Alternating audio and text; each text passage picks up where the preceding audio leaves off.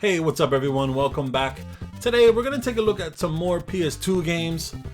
There's definitely some hefty ones in here, so sit back, relax, and let's get started. Yeah.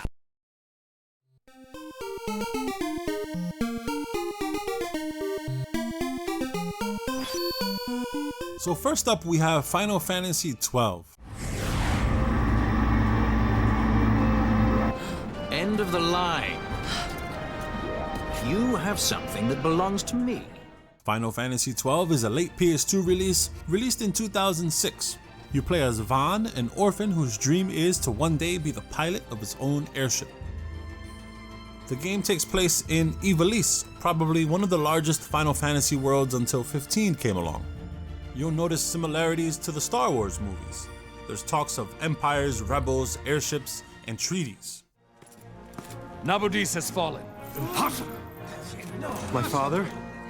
I know not. I am sorry. If Nabudis has indeed fallen, it is only a matter of time before they reach the borders of Dalmasca. You dive right into the story and things heat up quickly. There's new locations and towns to set off to immediately. Enemies are found in the overworld and dungeons. There's no loading into battle. Enemies are on screen and you walk up to them to fight. As soon as you take action on an enemy, battles begin semi-automatically. You see, thanks to the game's gambit system, you set predetermined commands, aka gambits, for your characters. I like this system, some people don't. I use gambits to set up my healing. Now I don't have to worry about healing and can focus on attacks with spells and such. It all depends on the player. You can turn gambits off completely if you wanted to and play in a more traditional way. All the environments are nicely detailed and open for room to explore, something I feel is lost in today's JRPGs. The cast of characters were cool back then and they're still cool now. There's a hefty amount of voice-acted cutscenes to flesh out the story and characters out more. Long time since we did anything together. Too long. I had a really good time. With tons of side quests and exploring to do, I say ignore the hate Final Fantasy 12 gets and give the game a shot. I definitely want to do a full-blown review on this game in the future.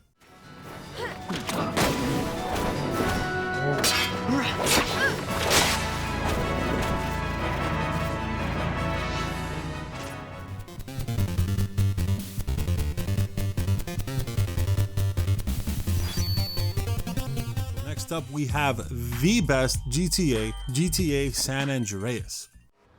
You're CJ, right? Yeah, how you know me? Everybody in the Grove knows you and your brother. But I thought you'd run away. I never ran away, okay? I just needed to get away from. What can I say? It's an absolutely perfect open world game. From developers who basically created the genre, Rockstar went above and beyond here. You start off as a skinny, scrawny CJ, member of a Grove Street gang in San Andreas. His mother died while he was out of town, so he comes back to help reunite the gang and get down to the bottom of things. Things are going real bad. Here, let me show you running, man. Tony's buried over there. Little devil over there. And big devil over there. Man, it's just crazy. Everybody blasts on fools first, then ask questions second.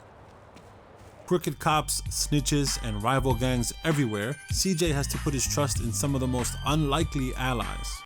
Moms! Sorry, Issy. I heard a rumor and poked around. I didn't believe it myself, but... Nah, you did the right thing. I owe you, C's. I gotta go tell Sweet about... Oh! I find cool details every time I replay this game. For example, it started to rain. No big deal, right? Well, the car I was driving started hydroplaning. And I was like, is this really happening in a PS2 game?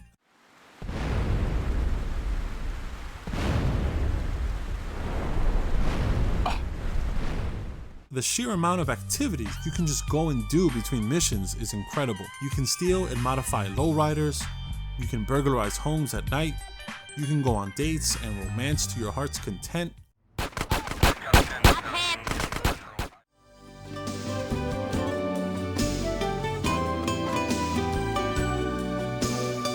That's not all. You can work out and get fit, or completely let yourself go and eat nothing but junk all day. There's turf wars to take part in. You can buy clothes and cut your hair, or play retro games in a retro game.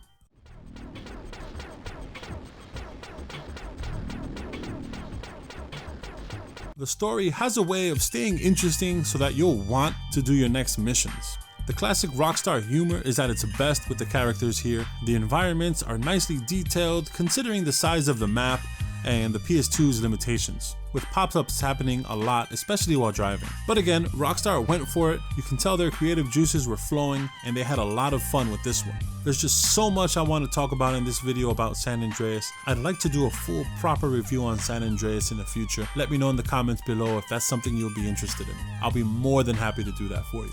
You think that is keeping yourself to yourself, eh, amigo? Real cool. You're just an idiota. And you're real charming, a proper lady.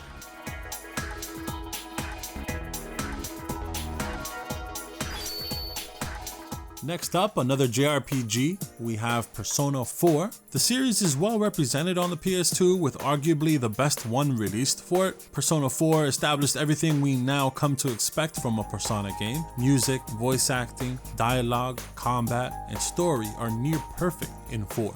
If you're not familiar with Persona, it's a life sim / JRPG where everything you choose to do with your free time has a direct effect on your party in combat.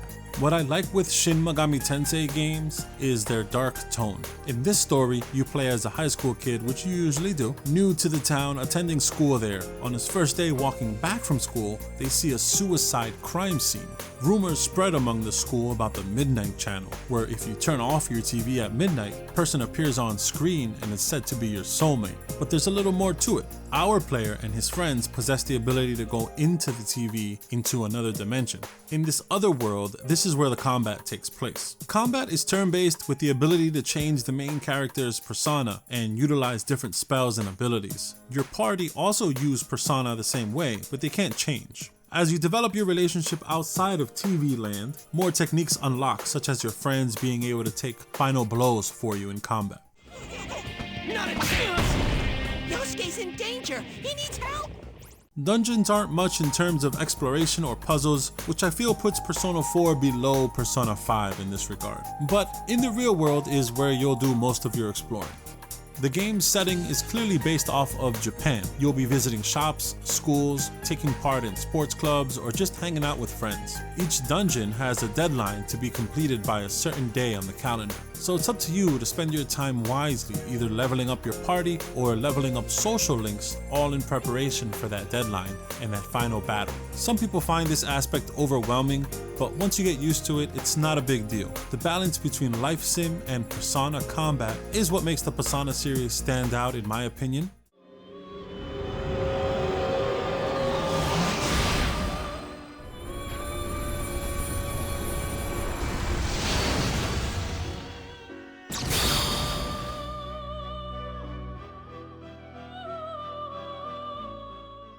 It's truly a great series to get into, and Persona 4 is a great starting point if you wanted to do that.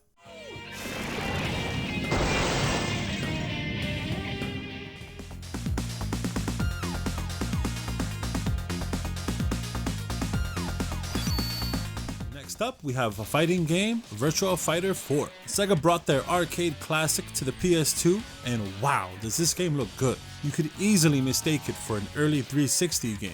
Combat is based on real fighting styles, no fireballs or flying here. Of course, you got your regular old arcade mode, but a game mode that I especially liked and spent a lot of time with as a kid was the Kumite mode. Here you create a character file and take it into the Kumite to rank up your fighter and unlock different clothing. As you're noticing here with the gameplay footage, stages look amazing. Some have ring outs and some take place in the cage. Sometimes after each round, the stage's lighting changes. I really like when games do that. It's like bonus graphics.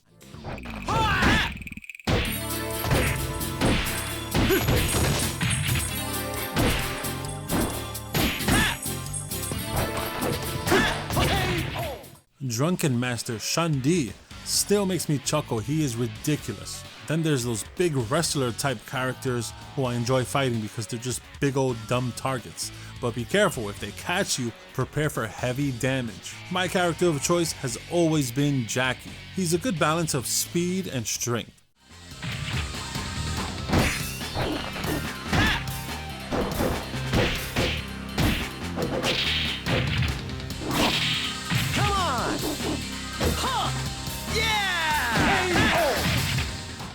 I recommend you pick up this game, get a character you really enjoy, spend some time mastering that character, and just have a blast in the Kumite.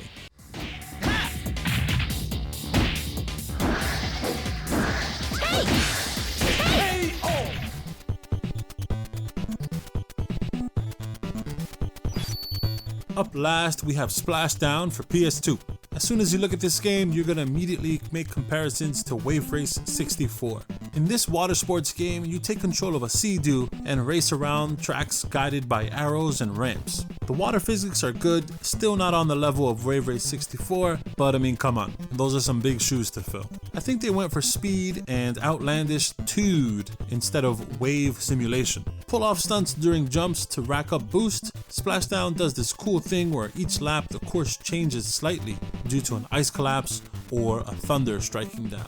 Aside from regular tracks with themes, there's a career mode that takes place in a stadium instead, with courses that focus more on hard turns and speed to win. The characters are wacky and communicate with each other on the course, which is great. Splashdown is an above average water racing game in a genre where it's slim pickings as it is. Pick this one up for a graphical upgrade if Wave Race 64 is what you're into.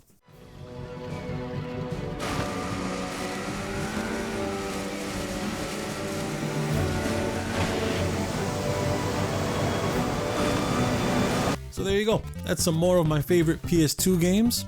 If you want me to do more of these PS2 game videos, let me know in the comments below. I personally enjoy the hell out of making these PS2 game videos, and they really don't get in the way of my regular reviews. Look out for the Trials of Mana video review coming soon. Thank you so much for watching, everyone.